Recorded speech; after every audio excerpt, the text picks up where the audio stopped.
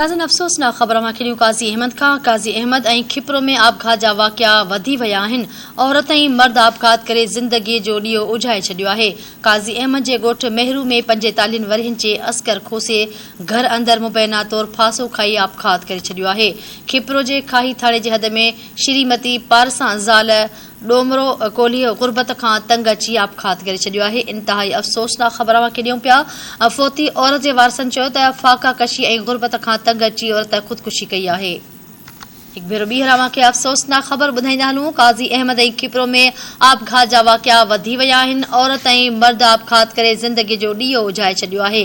काज़ी अहमद जे ॻोठ मेहरू में 45 वरियनि जे अस्कर खोसे घर अंदरि मुबैना तौरु फाहो खाई आपघात करे छॾियो आहे। जॾहिं त खिपरो जे खाही थाणे जे हद में श्रीमती पारसा ज़ाल डूमर कोहली गुरबत खां तंग अची आपघात करे छॾियो आहे।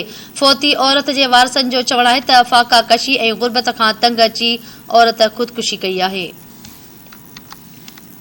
आख़िर इंतहाई अफ़सोसनाक ख़बर ॾेई रहिया आहियूं। काज़ी अहमद ऐं खिपरो में आपघात जा वाक़िया वधी विया आहिनि। औरत ऐं मर्द आपघात करे ज़िंदगीअ जो ॾीओ उझाए छॾियो आहे।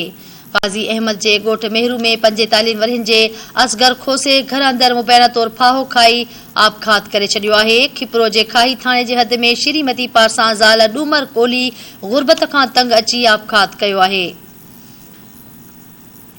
इंतहाई अफ़सोसनाक ख़बर खे ॾेई रहिया आहियूं। फोती औरत जे वारसनि जो चवणु आहे त फाका कशी ऐं गुरबत खां तंग अची औरत ख़ुदकुशी कई आहे।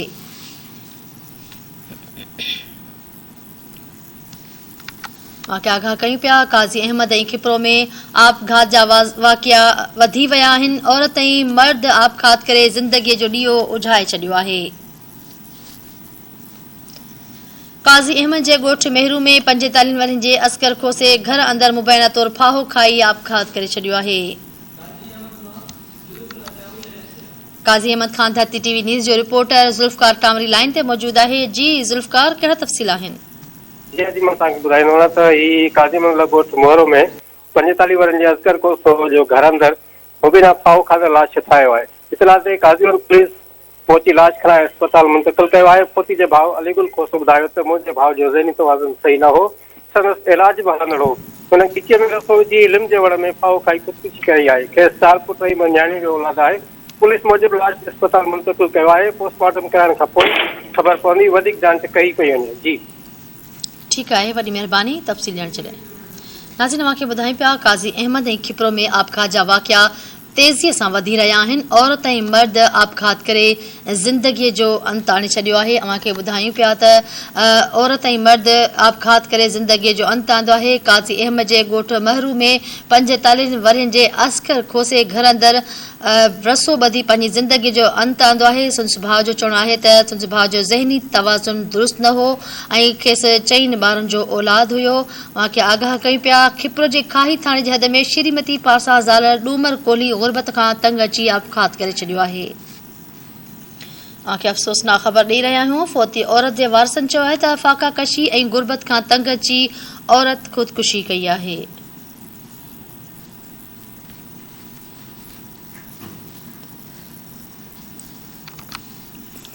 काज़ी अहमद ऐं खिपरो में आपघात जा वाक़िया तेज़ीअ सां वधी रहिया आहिनि। औरत ऐं मर्द आपघात करे ज़िंदगीअ जो ॾीओ उझाए छॾियो आहे। काज़ी अहमद जे ॻोठ महरो में 45 वरियनि जे अस्कर खोसे घर अंदरि मुबैना तौरु फाहो खाई आपघात करे छॾियो आहे। खिपरो खां धरती टीवी न्यूज़ जो रिपोर्टर ज़ाकिर शर लाइन ते मौजूद आहे। जी ज़ाकिर, कहिड़ा तफ़सील आहिनि? जी अफ़सोसनाक ख़बर खां तव्हांखे आगाह कंदो हलां त खिपरो वेझो राति देर सां खाई थाणे जे हद में श्रीमती पारसा ज़ाल डूमरो कोहली गुरबत खां तंग अची गिची में रसो विझी फाहो खाई ख़ुदकुशी करे छॾी। राति देर सां औरत जो लाश खिपरो जी तहलका अस्पताल आंदो वियो। बैदि में ज़रूरी कार्रवाई बैदि मड़ वारसनि हवाले कयो वियो। कोट शेर खान मरीवास औरत 5 ॿारनि जी माउ ॿुधाई पई वञे। जॾहिं त औरत जे वेझनि अज़ीज़नि जो चवणु आहे त मुसलसल फाका कशी ऐं गुरबत खां तंग अची औरत ख़ुदकुशी कई आहे।